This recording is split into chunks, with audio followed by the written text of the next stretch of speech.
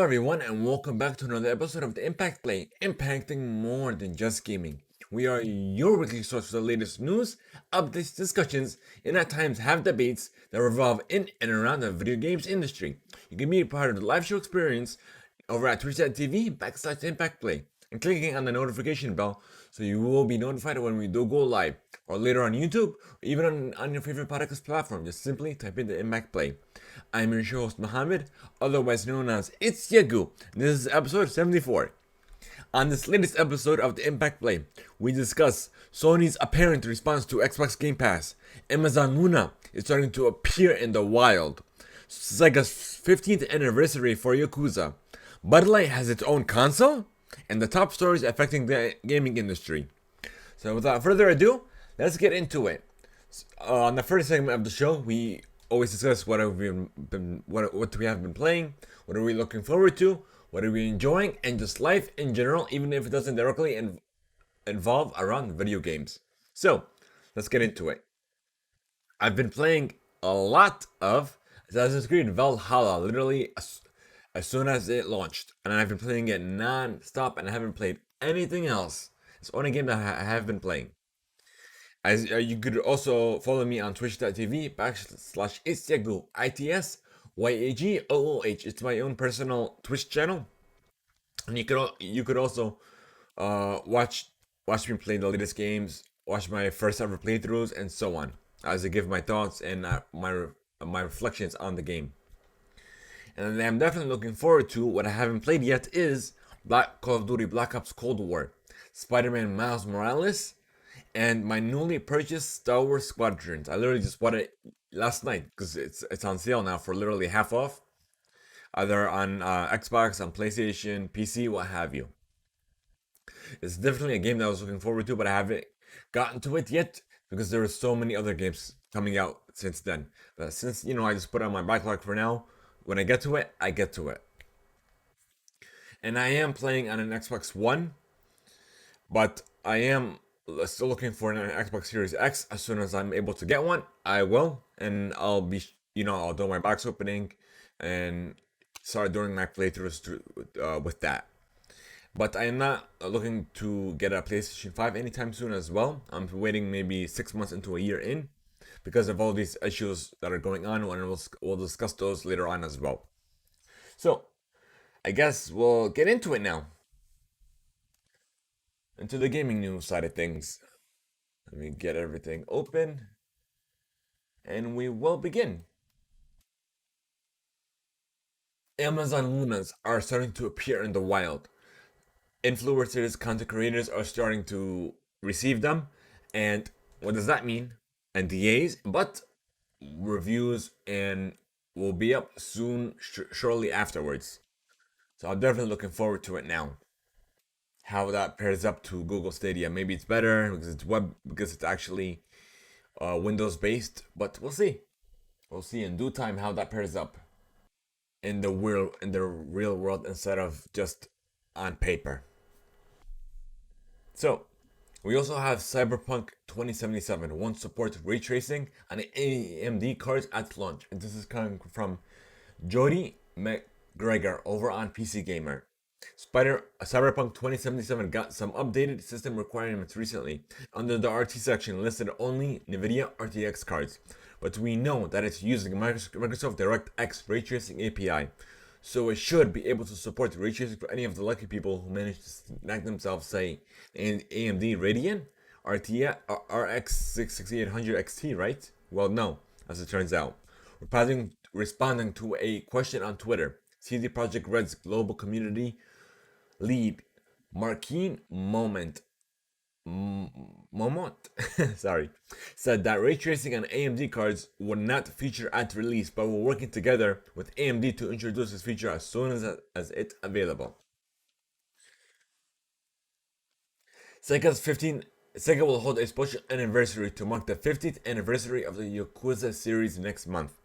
In a Japanese language announcement shared on the publisher's social media channels, Sega announced that a live broadcast program commemorating the 15th anniversary of Yakuza will go live on December 8th with voice talent Takayo Kuroda and Zuhiro Nakaya as guests. The live stream is scheduled to run at 11 a.m. UK time. We'll only look back on the history of 15 years, but we'll also announce future developments. Hint, hint.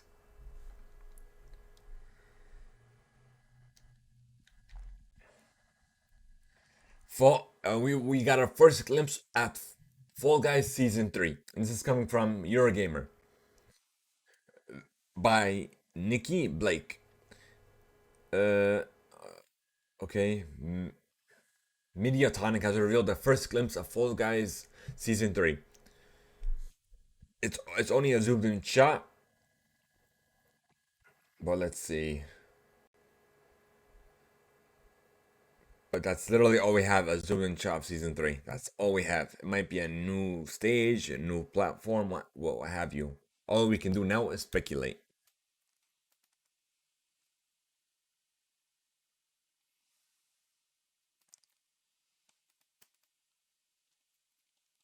Next,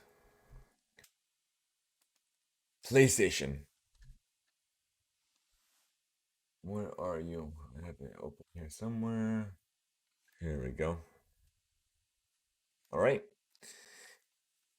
Xbox Game Pass is likely the most popular gaming subscription service right now, and all eyes are on Sony's response to it. In a TASS interview, when asked directly on what Sony might have planned in order to compete with Xbox Game Pass, Sony Interactive CEO Jim Ryan stated that there is news to come. Ryan also pointed out that PlayStation does not offer a competitor to Xbox Game Pass already. Does offer a direct competitor to Game Pass. We have PlayStation Now, and that is available in a number of markets, he stated. In the past few years, Sony has been steadily trying to compete with Xbox Game Pass. That's all we have. Like, of course, they're gonna have a response to it eventually, but they even said before, even though Microsoft and Sony are working, I have two different visions for their gaming consoles for PlayStation and Xbox.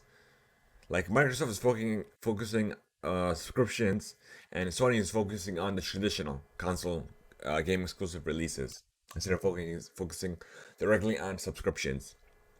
So of course they're gonna come out with a direct response to it, but not anytime soon is what I'm seeing, because they're just focusing on exclusives and giving people a reason to buy their consoles, which they've been doing for a while now. Like I went out and got a PS4 just for the exclusives, like literally a little over a month ago, because I've missed out on so many exclusives, so I don't want to miss out on anything further. So don't expect anything, any sort of official comment anytime soon. And here is even more Sony related news.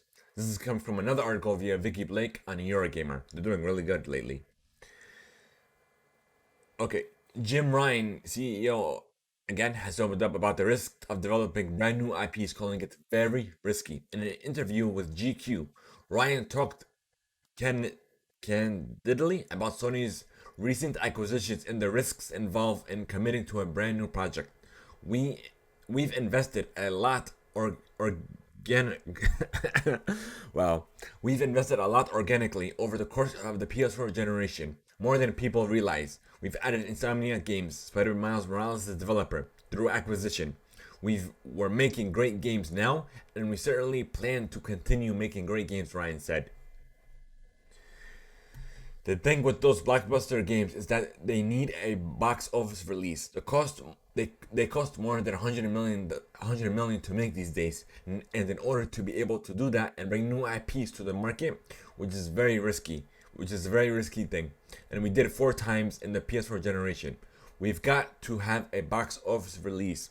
Ryan also reflected of how PlayStation manages to balance fresh IPs with new installments of already established franchises, stating Sony thinks very deeply and very carefully when it comes to balancing its portfolios. We have a management organization that it sits over there in the individual studios, and one of the things that we look at is the portfolio, and we look at is the balance between new iterations of much loved series such as God of War or Uncharted, and shaking things up with new IPs such as Horizon Zero Dawn or even Ghost of Tsushima. We think this is very deeply and very carefully. A spokesperson for Sony said that price hike for some of the PS5 games is reflective of the growing development resources needed for these ambitious games, but that Sony is selling some PS4 launch titles for less than that with the biggest game set at 70. Okay, let's see. We have even more Sony news. Let me go through this real quick. Yeah, I'm not seeing anything here. Oh, here it is. Yeah, I missed one. At the launch of the PlayStation 5 doesn't at launch the PlayStation 5 doesn't support an expansion option for its internal SSD or even allow you to copy games from the console to even an external HDD for storage. While according to Sony Interactive Entertainment, Jim Ryan, Sony stated Sony isn't aware of any customers about the limited storage. Speaking to the Telegraph, Jim was asked about whether Sony regarded the limited space on the PS5 currently as a problem, to which the CEO explained that the company hadn't noticed any outcry from customers. Well, obviously, Ryan explained when that happens, as people unbox the PlayStation start to use them, we'll think we'll be okay. We obviously are able to monitor hard drive usage on the PS4 microscopically, and everything that we saw there indicates that we should be fine. Quote unquote. Like, why it should at least support an external storage option. How is that? That's literally locked. It's literally just a switch. They didn't think this through. These games are getting larger and larger, and not Cold War, uh, Warzone alone is over 150 gigs, and and on top of that with 4K textures, resolutions, and 4K, that'll be well over 200 gigs just per game. And he thinks that it's not going to be an issue. At least give people an option to export their PS5 games to an external hard drive and transfer them between and to the hard drive, between the hard drive and the console. Like Xbox did it right from day one. They've announced all their peripherals, all your hardware from that Xbox generation. We'll move forward with you instead of you investing even more money into the new hardware. Come on, Sony, do better. You should like they've been making moves that just don't even make sense. Like you could, of course, you could use you could have your PS4 games downloaded to the hard drive and run them that way, but you can't do it with any PS5 games. Why? Who knows? Who knows? Like, come on, a lot of like a lot of these people that I know, even their PS4, there is an option to for you to even switch out the SSD, the hard drive for an SSD. They did it on as soon as they were able to. So how can they not know? It just doesn't make sense to me at all. Everything that they've been doing lately with their console, their hardware. Let's see. Okay. This is the last Sony news story. There is a download query bug. Sony, again, this is coming from GameSpot via Steve Watts. Sony has offered a workaround fix for a PS5 bug that caused game downloads to get stuck in the queue. Many users have turned to a full factory reset to fix the issue, but the PlayStation support Twitter account has offered a less complex solution. Essentially, the account says to simply start the PS5 in safe mode by holding the power button so you hear a second beep, and then rebuild the database. That will be the fifth item in the safe mode options. That should resolve the issue without going through the trouble of resetting your console completely and starting from scratch. Like again, why should we going through this if it should be simple? Like every time we have to download a game, we have to go through this. Come on, please, Sony, do better. Okay, Fortnite. I believe Galactus is on the island now, but the last chance to save the island is on December 1st. And this is coming from Fortnite's Twitter account. Assassin's Creed Valhalla outsold Call of Duty Black Ops Cold War in the UK. And this is coming from GameSpot. It has claimed the top spot for box sales last week, doubling the launch box sales of Assassin's Creed Odyssey in 2018. 42% of sales were for the PS4 version, 18% were for the PS5 version, and 40% for the Xbox Family version. Black Ops Cold War, meanwhile, saw a 64% drop off in box sales compared to Modern Warfare. Because not everybody is excited for it. It's because Warzone is such a big thing and it's free to play. So not that many people are gonna hop into Cold War. I'm one of them. I bought on literally I had it pre-ordered because I did participate in the alpha and the beta. But regardless of the fact, it's not surprising. Valhalla is such an amazing, well-made game, even though it has its fair share of bugs and other things that affect gameplay. But the experience that you have is priceless. It's so amazing and great. I enjoy this game so much. I guess we'll move on to the next news story. This is coming from Games Radar by Connor Sheridan. Xbox Series X shortage will continue until at least April, Microsoft predicts. Xbox Series X and Xbox Series S shortages are likely to continue roughly late spring next year, according to Microsoft. Xbox CFO Tim Stewart offered insight into the Xbox supply situation in a Q&A session at the Jefferies Interactive Entertainment Virtual Conference, spotted by VGC and transcribed by Seeking Alpha. Stewart noted that gaming is just exploding in terms of popularity, which means more people than ever before are trying to grab the next generation console in the same hectic launch timeframe. However, he's confident that Microsoft's supply timeline will start catching up after the holidays.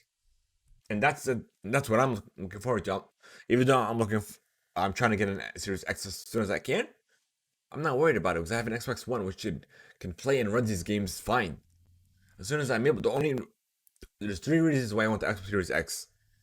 Convenience, which is you have the backwards compatibility. You have what's that thing called? I forgot the name of it. Not it's not. So I keep thinking of Smart Switch, even though that's not what it's called. It's called. I literally forgot it. Uh, forgot it. Quick resume, and then the non-existent loading times. Those three reasons are so convenient. They'll elevate your gaming experience to the next level. But Sony has a quote unquote feature for quick resume, but it's like clearly locked, and you can only use that for like their applications. Essentially, you can't use that for games, but it's still there. Again, another reason why they didn't do this on day one. So what I'm thinking is they did a Google Stadia. Because I mentioned this before on the previous episodes of the podcast, where I said that they're following Google Stadia's footsteps. That's what I'm seeing. So they're bringing features later on to that console. They just wanted to bring it as soon as they can. They wanted to catch up the to launch it in parallel to Xbox's release. So if they delayed it because it wasn't ready, not, all the features weren't ready, I feel like they would have fallen behind. Everybody would have not believed in PlayStation as they did. So everybody grabbed it on day one, even though it was not really that much of a launch because they said after the press conference it's going to be available the day after, but it was literally the day of the announcement, which is such a the launch was horrible, but it's still sold out. And as soon as companies and other third-party retailers are getting stock, they're selling out quickly. So don't sleep on it. Follow these retailers if you guys are interested in the next generation hardware and the next generation consoles.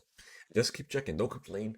Just keep. You don't need it. You want a better experience, which is simply what I want. No one needs these next generation hardware. You just want it to help elevate your experience even more. But we can simply wait. People are just impatient for no reason. Okay. And speaking of next generation consoles, here's an article coming from Kotaku by Ian Walker. There's nothing more frustrating than spending half a grand on a video game console and having it start failing within the first week. But that's the exact problem facing several early PlayStation 5 and Xbox Series X adopters. since the next generation machines arrived last week. Social media has been in, inundated with with anecdotes of them crashing under various circumstances. While unsurprising for console launches, this still has users worried about the future of their expensive electronics. People, PlayStation 5 with their and what I've seen with their updates, it's even causing them to break their console. And then with the Xbox Series X on that side, people are experiencing freezing, and then Xbox then it just suddenly shutting off. And then you also have these disc issues when you put a disc in, you hear like a clicking sound. Like that's also another reason why I don't hop on these on the next generation day one, even though I won't be using. I'll be all digital. Like it is. That's why I don't hop on any hardware release on day one. Even on phone releases as well. Any hardware release, I don't hop on day one. Why? Because there's always issues with it. Even on certain game releases, I wait until well, certain games like the majority of game releases, I wait. Like with Ori and the Will of the Wisps had an issue where with saves where I wouldn't save. They fixed the issue I believe a month or two later with a patch. So that's why I didn't hop on it, and I did. And good thing I waited because I enjoyed my experience. But certain games like Assassin's Creed Valhalla, I bought on day one. I'm playing on day one because I enjoyed it, and I still enjoy that game. I love that. I just enjoy that franchise a lot. Okay, and another, the next one on the list is Fall Guys is getting a. I'm sorry, has already received a untitled Goose Game skin. They've got 3 costumes with a hunk emote with sound effects, and the Goose costume is featured for the next few days, and the rest will come later on. Which is amazing that they're still making things happen with their game. They're still bringing in even more skins to that game. This is great. First was Sonic, then Godzilla, and now we got Untitled Goose Game. Okay, move on to the next one. Uh, let's see. Uh, we're going to VR later on. Where's the end? Oh yeah, the nominees for the Game Awards 2020 are now alive, and I'm gonna highlight them for you because there are so many categories, and you could you could search this up, or go to the Game Awards website to for more. But the top categories are, of course, Game of the Year. We have Animal Crossing: New Horizons, Doom Eternal, Final Fantasy VII Remake, Ghost of Tsushima, Hades, and The Last of Us Part 2. The best game direction. The nominees are Final Fantasy VII Remake, Ghost of Tsushima, Hades, Half-Life Alyx, and The Last of Us Part 2. The best narrative. 13 Sentinels, Aegis Rim, George Mitani. You have Final Fantasy VII Remake. Oh, there's so many people. Okay, I'm just gonna read the games. You have Ghost of Tsushima, Hades, and The Last of Us Part 2. Best art direction. Final Fantasy VII Remake. You have Ghost of Tsushima, Hades, Ori and the Will of the Wisps, The Last of Us Part 2. Best score and music. Doom Eternal, Final Fantasy VII Remake, Hades, Ori and the Will of the Wisps, The Last of Us Part 2. Best audio design. Doom Eternal, Half-Life Alyx, Ghost of Tsushima, Resident Evil 3, and The Last of Us Part 2. A lot of these games are being nominated in multiple categories, which is great. You have best performance. You have Ashley Johnson as Ellie in The Last of Us Part 2. You have Laura Bailey as Abby on The Last of Us Part 2. You have Daisuke Suji as Jin Sakai in Ghost of Tsushima. You have Logan Cunningham as Hades in Hades. And then you have Naji Jeters as Miles Morales and Marvel Spider-Man Miles Morales. Games for Impact. If found, we have Kentucky Route Zero TV edition. You have Spirit Fair, Tell Me Why, and Through the Darkest Times. Best Ongoing, Apex Legends, Destiny 2, Call of Duty Warzone, Fortnite, and No Man's Sky.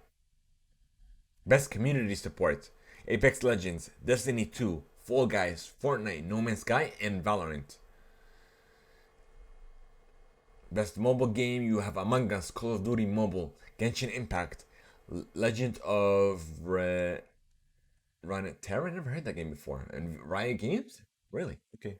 And Pokemon Cafe Mix. And you also have innovation and accessibility. You have Assassin's Creed Valhalla, Grounded, Hyperdot, Last of Us Part 2, and Watch Dogs Legion. Of course, we're not gonna go into there's so many categories. Oh, okay. We'll go to the last one. Content Creator of the Year. You have Alana Pierce, Nick Maris. You have Tim the Top Man, Jim, J.N. Lopez, and Valkyrie. And yeah, that's about it. We're not gonna. I told you we're not gonna. We're just gonna go into the top, the highlights, and that's it. Because there's like a lot of categories, and we won't be able to finish. So let's see. Tim Sweeney has responded to Apple's new tiered commission system, reiterating that the company's 30% fee itself is not at the heart of its company's ongoing legal battle with the iPhone maker. This is coming from James Chala on GamesIndustry.biz. Apple unveiled the App Store Small Business Program, which reduces the commission fees on sales and in-app purchases to 15% for developers who earned less than $1 million in the previous calendar year. The initiative was poised as an effort to assist smaller and new developers, but that has inevitably been viewed as a subtle response to Epic Games' ongoing complaint about the 30% fee. Back in August, Epic added direct payments to Fortnite to avoid giving Apple its 30%. This prompted Apple to remove the game from the App Store, to which Epic responded with an antitrust lawsuit. Following the news of the 50% cut, Fortnite fans reached out to Sweeney asking whether such a deal would bring the Battle Royale back to iOS. Not how Epic would qualify, of course. We're not fighting for a lower commission, Sweeney tweeted. Epic is fighting for fair competition among mobile platform companies, stores, and payment processors. If iOS were open to competing payments in stores, we'd happily return, even if Apple's own payment service is still charged 30%. Apple's 30% commission is not wrongful, it's just a bad deal. What is wrongful is Apple blocking competing stores and payment processors to ensure that good deals can't be offered to developers at all. There you go. It's even more news story. Everybody assumed it was the 30%. Even I assumed it was the 30% because I thought they were fighting for all these other smaller game developers because 30% is too much. I've stated that before previously. But it looks like it's even more beyond that than we initially thought.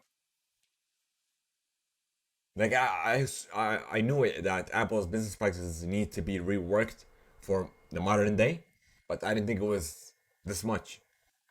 GeForce Now arrives on iOS via Safari. This is coming from Brendan Sinclair on another article from GamesIndustry.biz.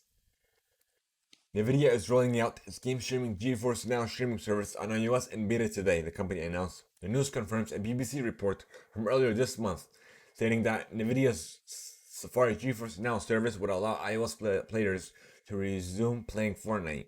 While NVIDIA did confirm that it's planning to add Fortnite support to GeForce Now, is that it's working with Epic Games to enable a touch-friendly version of the game through the service, which currently requires a gamepad on iOS, but that version isn't even ready yet. In a briefing with various press about the news, NVIDIA's Phil Eisler said the company had discussions with Apple around iOS apps, but the platform holds requirements require a game streaming app wouldn't make for a good user experience. While Eisler conceded that the service takes a performance hit in going through a browser instead of working as an app, he said it's about 95% the same, adding a few milliseconds of latency. Beyond the iOS Safari support, NVIDIA also announced that GeForce Now will add support for the GOG storefront for the December 10th launch of Cyberpunk 2077. Which is such a great thing. Of course, there are always workarounds that you could do. But because it's not an app that you can just work natively, it's a lot more difficult, but there's still ways to work around things. Okay, Twitch set a new viewership record last month according to the latest state of the stream reports from Streams Elements and Arsenal.gg. Another article from Brendan Sinclair on GamesIndustry.biz. The 1.6 billion hours watched in October is the highest the platform has ever seen, and almost double the 839 million hours watched last October. Non gaming, just chatting category has been the most watched category on Twitch for 6 months running, with 200 million hours watched in October alone. A handful of games saw significant month over month growth in hours watched, including Phasmophobia and Genshin Impact, which is such a great thing for live streaming, which is still going up on Facebook and Twitch. Facebook Gaming and Twitch. And YouTube is going up as well, but not as much. Why won't this work? Hold on. Okay, there we go. Read more. Okay, we had a new Night City Wire show that showcased Johnny Silverhand gameplay and feature rights for Cyberpunk 2077. This is coming from an article on the press release on the CD Projekt Red press access website, you could say. The show started with the reveal of an action-packed trailer focused on Johnny Silverhand and the unique connection he shares with the game's protagonist V. This was followed by a behind-the-scenes video with Keanu Reeves, talking about his transformation into Night City's iconic rebel rocker boy, with a look at voice and motion capture recording sessions. And scored the music, Martin Sebelawisk. I'm sorry if I botched your name. P.T. Adam Sisk and Paul Leonard Morgan, together with collaborating musicians, talk about crafting atmospheric original music for the upcoming video game. Gamers looking to get into the mood for Cyberpunk 2077 can also check out the freshly released original score EP, featuring 6 tracks for a total of 22 minutes listening time, and it's available now on streaming services around the world. Okay, next with Jolly, the episode turned its focus to the innovative technological solution used in Cyberpunk 2077 to power facial expressions and lip sync for characters in the game. The video provides insight into how JALI makes performance immersively, realistically across 11 fully localized languages. Just before the show ended, the official gameplay trailer for Cyberpunk 2077 made its debut, over 5 minutes long. The feature highlights an assortment of aspects of the open world, action adventure story players will be engaging in upon launch, complemented with never before seen footage showcasing the experiences awaiting for you in the dark future. And it's stated to release on December 10th for all platforms, for Xbox PC, Xbox One, PlayStation 4, and Google Stadia. It'll also be playable on the Xbox Series X and PlayStation 5 consoles. At a later date, a free upgrade will be available to take full advantage of the next generational, or should I say current generational consoles. Wow, that was a large pill to swallow.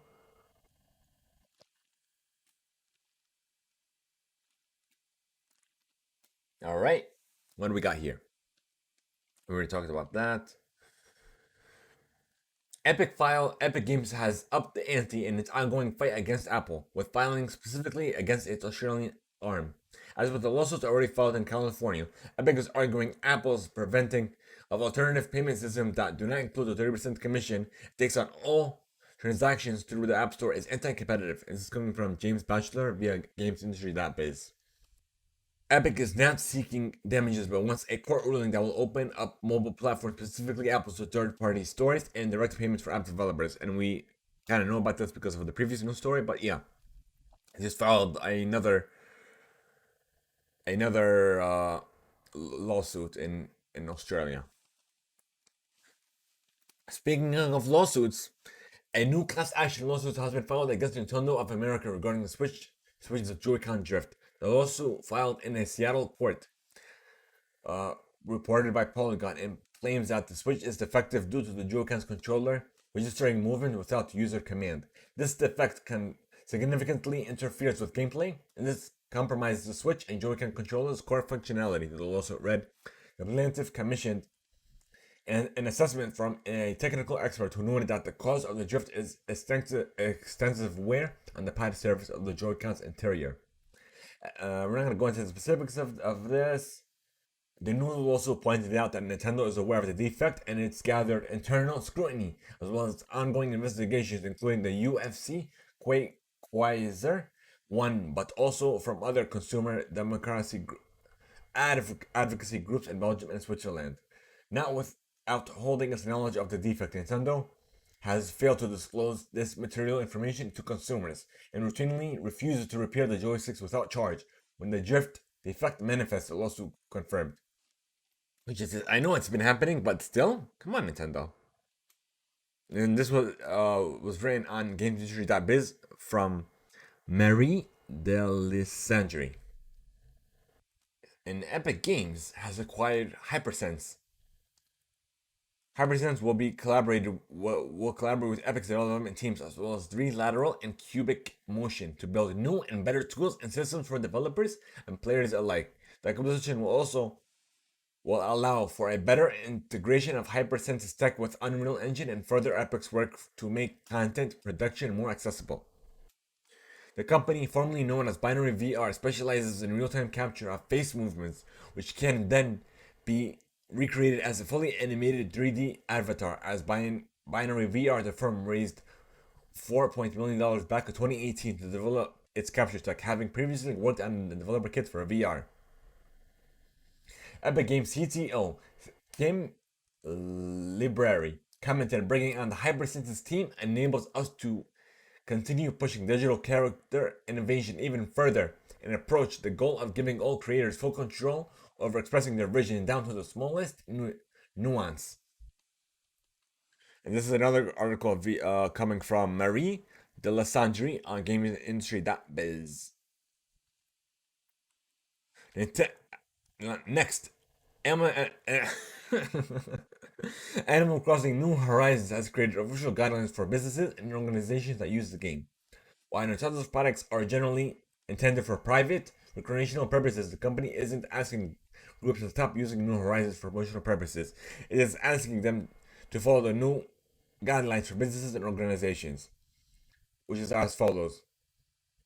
According to the guidelines, businesses and organizations are according to give out custom designs and stream addresses to players, invite others to their island, and upload their screenshots to family-friendly sites and social media profiles. But they need to keep some things in mind while doing so. For starters, Animal Crossing New Horizons rated E for everyone. Nintendo kindly requests you don't go above that. Nintendo also asks that you refrain from bringing politics into the virtual island life.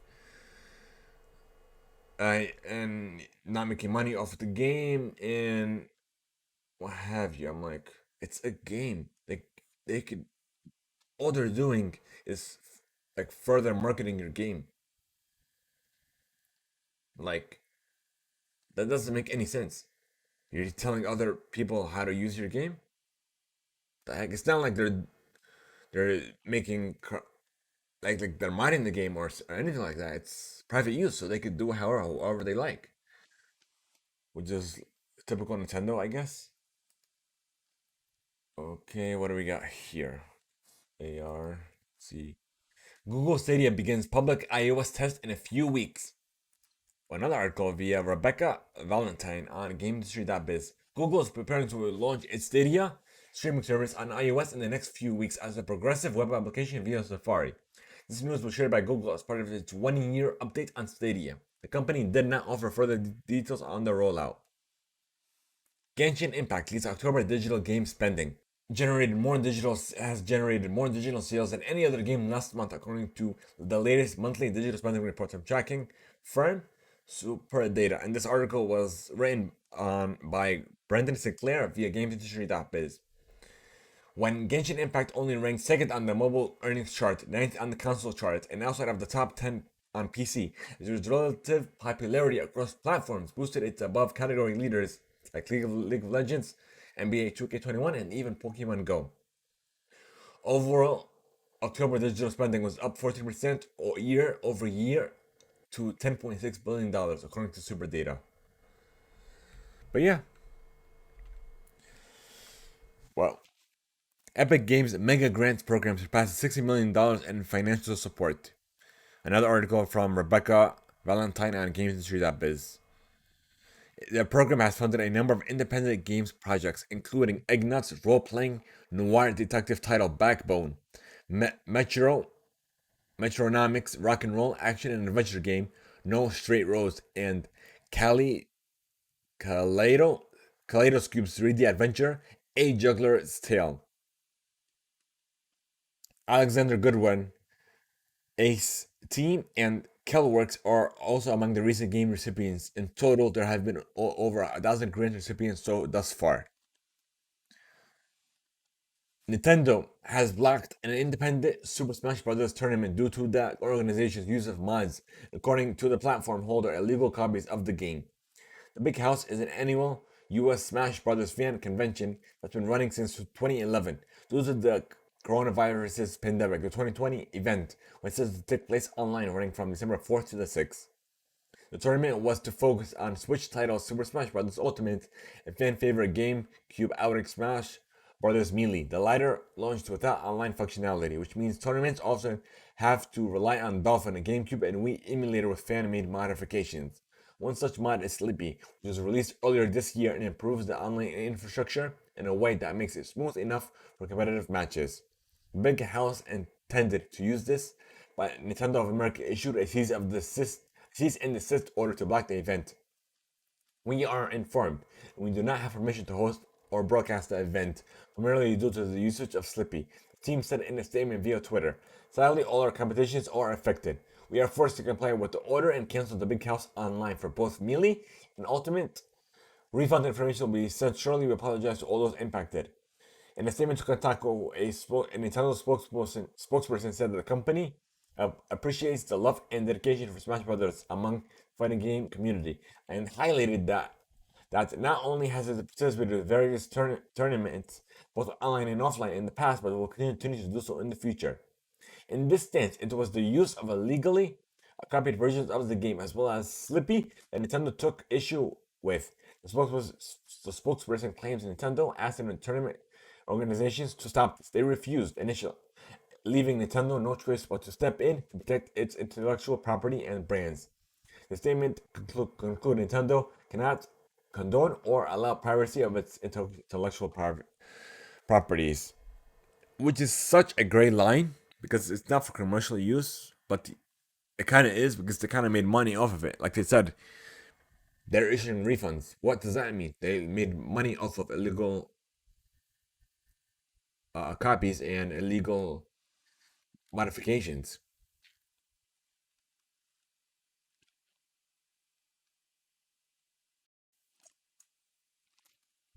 Like if it was just its own event and they didn't charge people and they weren't making money off of it, it was just like an event, a free event.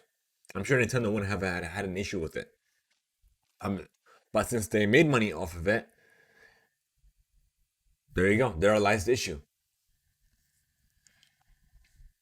Okay, Hitman developer IO Interactive teases Project 007 and is a James Bond game in the works.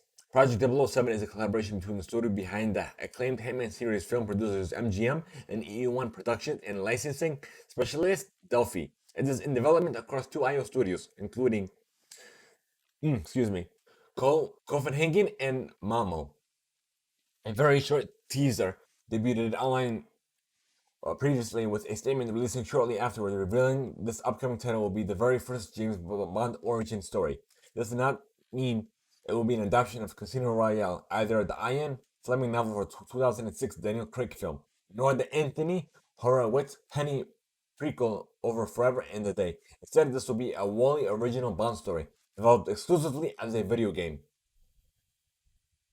Project 007 will be powered by IO Interactive's proper proper I don't know, hold on, let me see. Proprietary?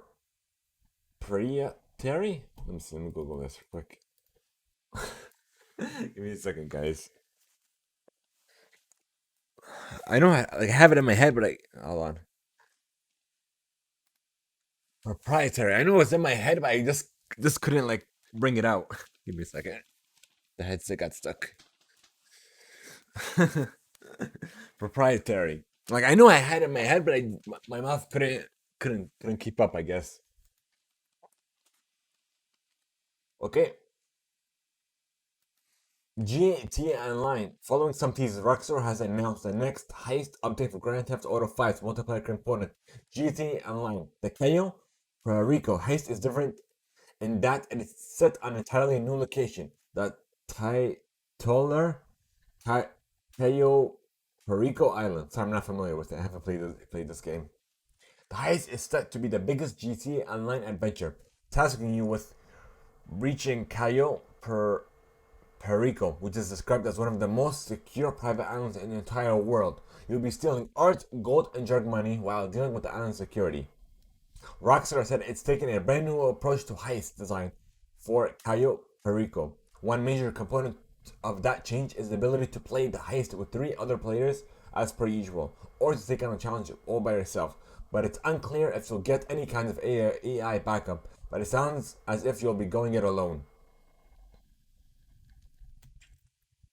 It will release for free on the PC, PS4, and Xbox One on December 15th, and the console versions are both playable on PS5 and Xbox Series X and S, respectively, with the native versions of GTA 5 on the way. So, via backwards compatibility, in other words. What the heck just happened? The whole thing is closed on me? Yeah, just closed on me. What the heck? Uh, hold on. Let me open a new tab. Let's see. There we go. But recently closed, which is what I enjoy about Google Chrome. You could easily pull back what you closed recently. Recently closed. Okay, 15 tabs. There you go. I got it. Google Chrome is very has so many tools to it. That's why I even use Google Chrome on my Apple device as well. I don't use Safari unless I have to. Apple likes to block you from using certain things, from using third party, and make it like, for instance, like if you visit certain sites on Google Chrome, you won't be able to visit them unless you visit them on Safari. Which is, I know it's Apple's, like they have to revamp their whole business model, the whole thing, because I'm going through this as well, so I know what's going on. I kind of have an idea. Cyberpunk 2077 has a streamer-friendly option that won't get you DMCA takedowns. CD Projekt Red trying to make it easy as possible for streamers to play Cyberpunk 2077. Well, sorry for that. CD Projekt Red is trying to make it easy as possible for streamers to play Cyberpunk 2077 without any issue. The game will ship with an option that allows you to disable copyrighted music in order to avoid having DMCA strikes based on your channel. Feature won't merely mute the music during these sections of the game. Instead, it will replace them with music that won't cause issues during streams. There are more than 150 custom songs on the radio of Night City as well, so you have no shortage of tracks to listen. I think I need water. Throat's getting kind of dry again. The coffee didn't help.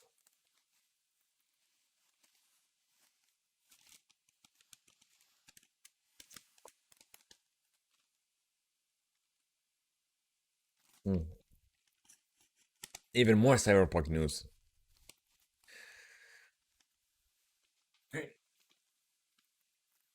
You can get a free Cyberpunk 2077 goodies when connected to a GOG account.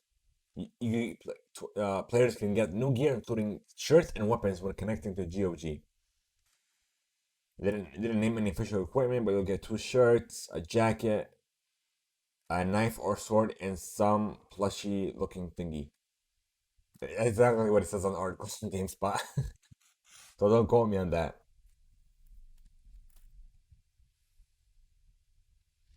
So I suggest you create a GOG account now, which I want to do that as well as soon as I end the stream. Okay, have that open. Let's see what do we got here. This. No, we talked about Galactus already. Oh, okay. Bud Light announces its own next generation console and it looks incredible. Beer company Bud Light has announced its own next generation gaming console, well, sort of, and it's all for a good cause. The BL6, as it's called, is a new console that the beer company says won't overheat or spew smoke, even if you vape near it. Dubbed the coolest console ever, the BL6 features a high-powered gaming PC that comes preloaded with various Bandai Namco fighting games like Tekken 7, Soul Calibur 6, along with RBI Baseball 20 and Broforce. It also comes with two specially designed controllers that bear the BL6 name. This system is cooled by beer, or as Bud Light puts it, a one of a kind first ever beer cooling system. The console also comes with a 720p assistive projector, so you can play games wherever you are. The BL6 will be tough to get as it's only sold through an auction on shopbeergear.com with very limited availability. Current high bid is already above $1,800. Bidding will run until it's already done. So let's go check that out. It's not a cash grab, but Bud Light is donating all proceeds to the National Restaurant Association Education Foundation's Change on the Menu campaign. This is aiming to support restaurant workers affected by COVID. There's also spec sheets you can view now on the website.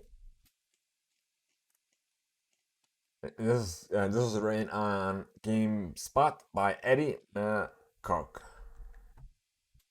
Okay, we'll go into that later. Now we have free Call of Duty Black Ops Cold War Nuketown Weapons DLC is out now, and a new map is coming soon.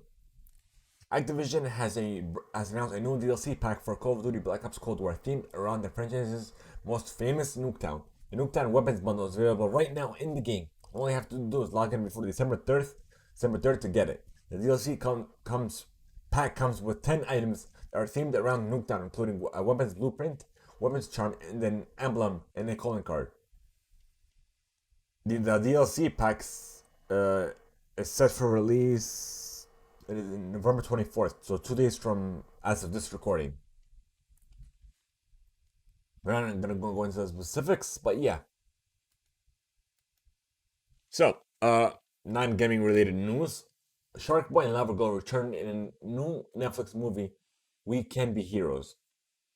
Alidia Battle Angel director Robert Rodriguez's next movie is family superhero adventure We Can Be Heroes, which hits Netflix this January.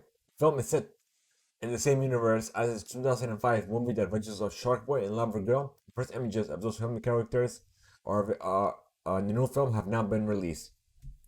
Shark Boy and Lava Girl are no longer teenagers, but adults with a child of their own. Nevertheless, they're still wearing the same costumes as they did in the earlier movie, and they still have their powers. Which is I'm looking forward to, because Netflix is definitely working on great things with their studios and partnerships.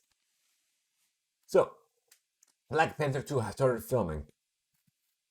Black Panther 2 is reportedly set to begin shooting in Atlanta in July of 2021 after being temporarily sidelined after the tragic and unexpected death of actor Chadwick Boseman, may he rest in peace.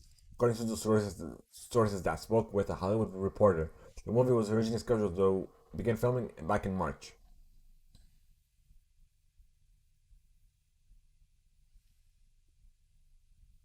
And they've teased that his young sister Sherry will see potential to see a much larger role in the upcoming film. So, Deadpool 3 is still happening. After Disney bought the rights to many Fox properties, many people didn't see an R-rated third Deadpool movie in the cards, while Deadpool 3 star Ryan Reynolds confirmed the status of the movie back in January. Another important step in pre-production is complete, as the movie lands two new writers, Wendy Malniox and Lizzie Malniox. So, locally, two of the writers from the hit animated series Bob's Burgers will be writing the script for the next Deadpool movie, according to the Hollywood Reporter. So that's essentially it. All we have to do is wait and see if it's any good. Hopefully it will. It will live up to the expectations that we all have for it.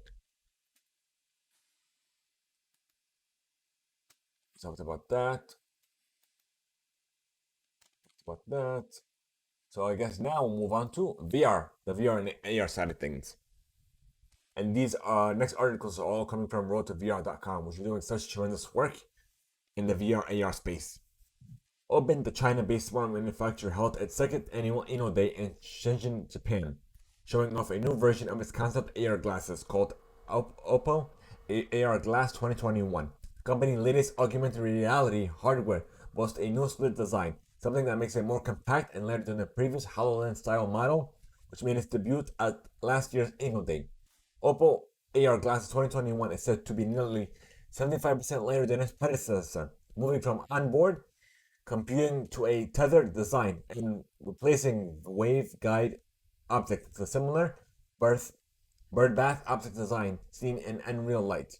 Like Unreal Light, Oppo AR glasses intended to tether to a smartphone to drive interaction, as companies such as the Oppo Find X2 Pro, which packs a Snapdragon A62 chipset, presented at the company's Inno Day livestream. Its bird bath optics are said to improve image conscious by 53%. Oh, sorry about that. My throat is dry, getting dry. Hold on, I should have water, right? Yeah, I have a little bit left.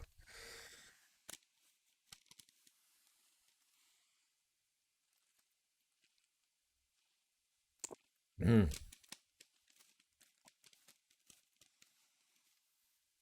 Okay. Presented by the company's Inno Day live stream, its broadband optics are said to improve image contrast by 53%, brightness uniformity by 98%, and pixels per degree by 40% in comparison to last year's model. The company didn't include any field of view estimates, however, it says using AR glasses 2021 is like watching a 90-inch TV just 3 meters away. The headset includes stereo fisheye cameras, one TOF sensor, and one RGB camera. It's also said to support smartphone and gesture-based interactions and include updated real-time sim- sim- simultaneous localization and mapping tracking. So next, big screen, the social screen sharing app for VR is striding into new territory with its new green screen environment, which aims to let creators repurpose their avatars for anything from Zoom chats to YouTube videos. The platform has a number of theater environments that are great for chatting, viewing videos, and playing games. Since there's no user-generated environments, it can't really be used for much else though. But you'll be able to replace your background with anything you like, opening big screen possibilities beyond its use of as a video viewing social app. All right, last but no, oh sorry, we got two more. Sorry, with record high employment, it's becoming even more important to provide a path for job seekers to learn new skills fast and them from retain them more easily.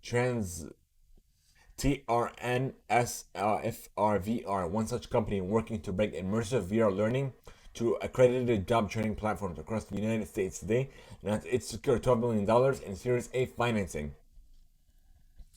Transfer says that the latest funding round will help scale its VR training programs, which are designed to boost economic mobility in regions most heavily impacted by skills gaps and unemployment, the company says in a press statement.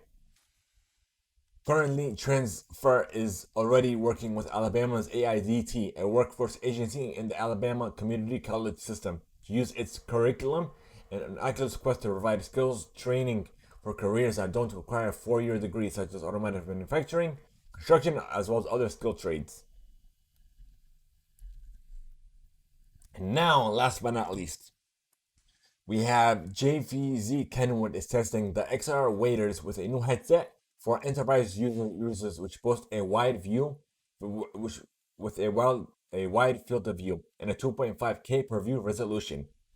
As first reported by Bulgari, JVC's prototype uses a proprietary mirror display to achieve a 120-degree field of view, serving up 2560 by 1440 pixels per eye via dual 5.5-inch LCD panels.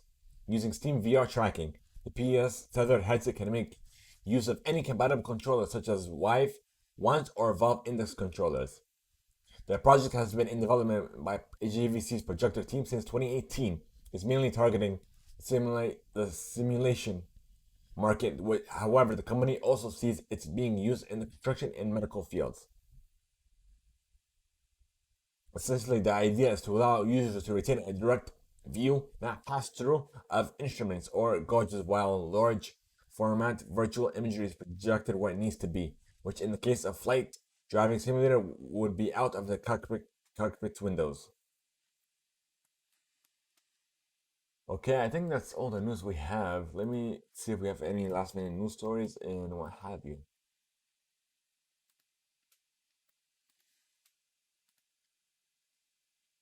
Yeah, I'm not seeing anything. Now let me check my email. Where are you, email? Here we are. Yeah, nothing we are. Okay, so re reader mail. If you want to send us reader mail, here's how. We want to know your feedback, your thoughts, even any questions you may have for us by sending us reader mail on our Discord server, leaving a voice note over at anchor.fm/theimpactplay, or even by sending us an email to readermail@theimpactplay.com. So I guess that's about it. So thank you guys so much for making the Impact Play a part of your day. If you wish to join our community server over on Discord, simply type in exclamation Discord and chat now. We are trying to reach affiliate status over on Twitch, and we need your help. Share our channel with your family, your friends, and anyone who you believe will benefit from the show. Leave us a review, even just a rating on your favorite platform. Have a great one, folks. Until next time.